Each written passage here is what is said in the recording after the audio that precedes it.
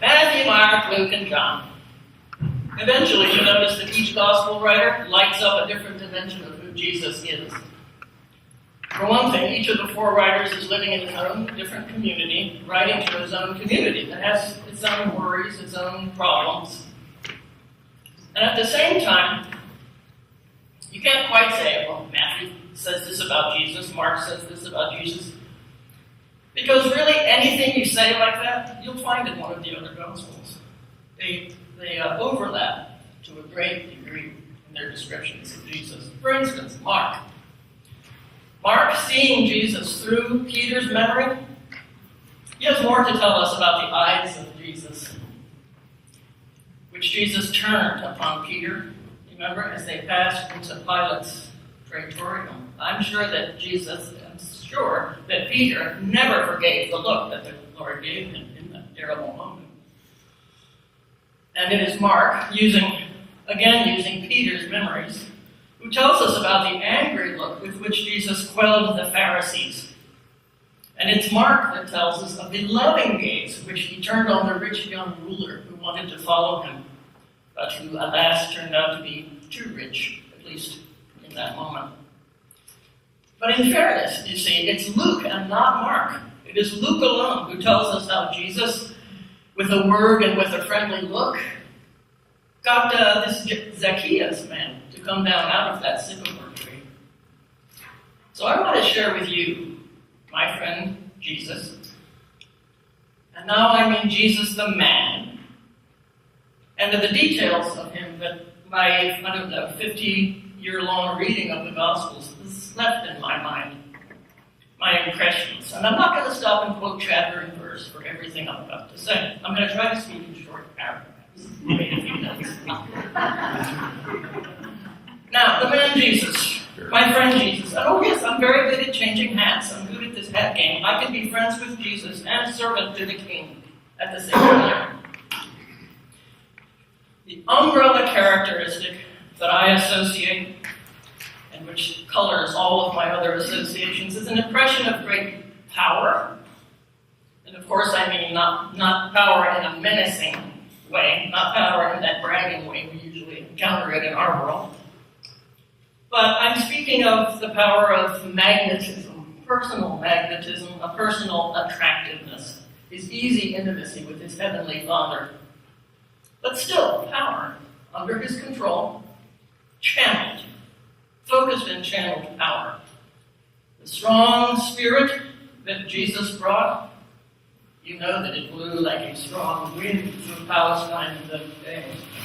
And yet, it uprooted rotten trees in Palestine, but it was gentle enough, it never bruised the broken reed. It never bruised the sorrowful and sin-sick soul.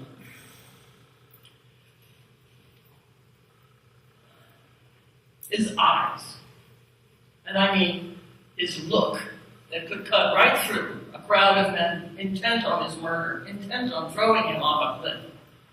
That look that could also gently cut through a crowd of people, and identify one man, Matthew, and draw that look that could draw Matthew away out of the crowd and away from that lucrative profession that he followed. In an encounter with a sick and desperate woman, the woman touched his clothes, didn't she? And at once felt herself whole again. And in that same instant, Jesus was so much with her that you actually could feel her, could feel the power draining out of her. It was killing him. He could actually, so sensitive with this power, could feel it flowing into the woman that had touched him. Now, I decided that he was tall, or at least taller than his disciples, because he seemed to have had a long stride that carried him along on the road when they were walking from one place to another, carried him ahead of his disciples so that they have a hard time keeping up with him. You'll see that a couple of times. Also, I think, of course, he looked up to address his heavenly Father, but he never looked up to preach. He never looked up so that he could see the crowds. I assumed that the crowds normally stood, like people who were receiving teaching. And I say that because when he wanted them to sit, he asked them to sit. I think that famous scene with the feeding of the thousands. He actually asked them to sit down on the green grass. His voice was powerful. It must have been. Sitting in a boat at anchor while the lake breezes blew and the waves lapped the shore, he could make his voice carry across the shallows to a large crowd standing over there on the beach. And I took this to be his normal voice. Why? Because when he has to raise his voice to be heard, the scripture notes that fact. I look at the text of my Bible laid out open, and I suppose that even when he was preaching with a friendly audience, there must have been interruptions, as simple as the questions he was asked. Those questions maybe, I think, came in the breaks of what we in our Bible see as paragraphs, because I cannot think that he really piled word upon word, story upon story, parable after parable in that way. He would have been breathless. And I don't know that he was an intellectual. I don't even know that he was a greatly learned man. But he knew his Holy Scripture backwards and forwards, like a good preacher does. He traveled light, carrying no stick, carrying no bag. There is no sign in any scripture that he carried sacks of Bible scrolls around with him. So, like the best preachers you enjoy hearing, Jesus seems really steeped in Scripture, like a fine tea. And he's able just to pull those references out of the air, out of his memory, or better, out of the living, real presence that they were inside of him. Dr. King wrote his greatest letter from inside of a Birmingham County jail. The letter is replete with Bible references and references to other secular sources. He is far from his books and his notes at that point, and yet he pulled them up and put them out. Now, Jesus was a master of retort, wasn't he? And a master of storytelling. But for sure, these stories that seem really spontaneous to you and me, he must have worked those stories out in advance. Maybe in the carpenter's shop, doing that work. Maybe walking, those incredible walks, those distances. Let's take a walk from Nazareth to Jerusalem, shall we? It's only 60 miles. Making these stories, pulling them together in that time. Now, in these stories, he chose wording that made people use their brains. He had to have done. He had to have done. Or these lessons that he gave would not still be bouncing around the chancel in a church on a continent that they didn't, 2,000 years later, on a continent that they didn't even know existed. He must have done that. You might have heard it said that readers hear often of Jesus' tears, but never of his laughter. And I have heard that. But I say to you, the crowds must often have laughed. I'm certain he chose teaching that would make them laugh. How about that speck in your friend's eye? And that log in your eye? Imagine telling that in front of an attentive, listening crowd. Later on,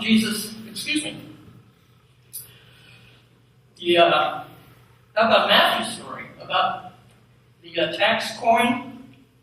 Peter has come to the Lord and said, taxes are due. What shall we do about our taxes? And the Lord said, I can hear him laughing. As he says, go fishermen, get it from the first fish you catch. Get it from its mouth. There's never a comment on it. That story is just laid out and left. But I wonder if it isn't a joke being made at Peter's expense, maybe. Or a joke made at the expense of these hated tax collectors that were oppressing them.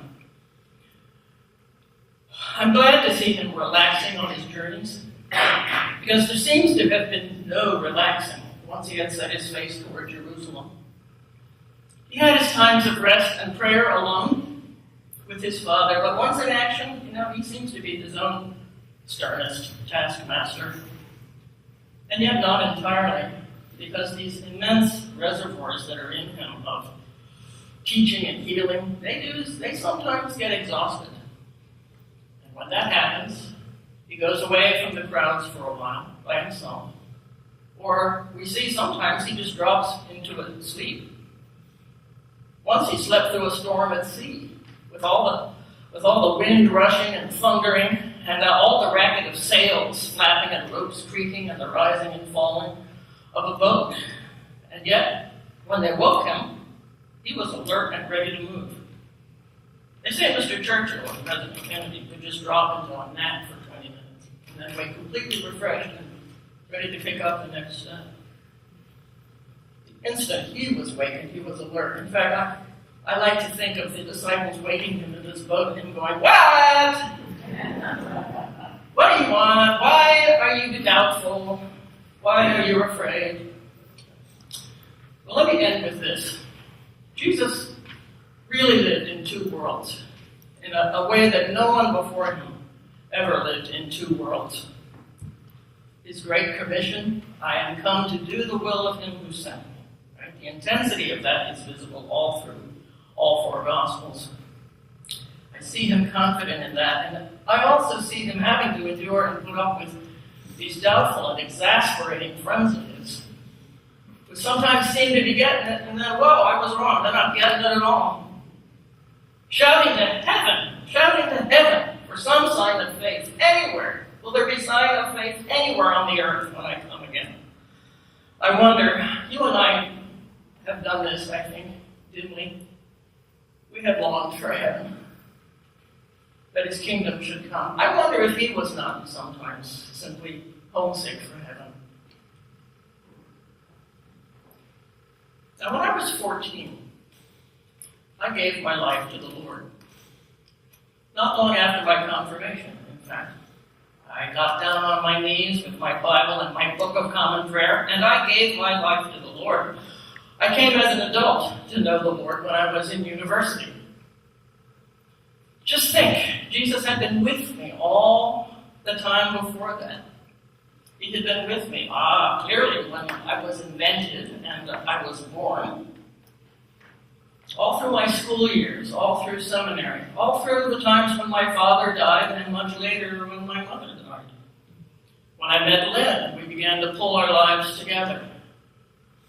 He was there that long, sad day when we imagined that we were losing our baby. He was there that joyous day when Lynn and I just showed up at church with an unexpected baby in our arms.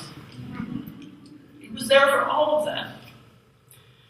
When I needed his forgiveness and the freedom to get unstuck and start moving again, he was always there with it. Now, of course, there were many, many times when I was simply too distracted or too upset or too unhappy or too happy or too busy to know that he was there, and yet he was. He was. The Eucharist for me, it's not anything other than a bond. It's an actual bond, a growing bond between my Savior and my friend and me. My parents are long gone. My relationship with them, I think, is going to stay where they left it and where I left it until we meet again. But Jesus is alive in a way that my parents say are not. And his relationship, my relationship, my friendship with him can grow and change every day. He's alive in a way that they are not. Now, I was reading the Psalms this weekend, and Psalm 74 popped up, the weekend office. And it says, "Whom have I in heaven but you? And there is no one, nothing on earth that I desire besides you." I don't like to play games with, I try not to play games with myself. Of course, there is much on earth that I desire in addition to Jesus. So the best I can do is to try to stay mindful that all of these things that I love are going to be gone one day. They're going to be gone in the form that I currently know them. Nothing will last. But the great God and the Son of the living God, they will still be there. They will be drawing everything that I love into them. So I try to stay mindful that one day that will be the reality. That will be what is. That will be the reality. That will be it. You will be all in all. Nothing compares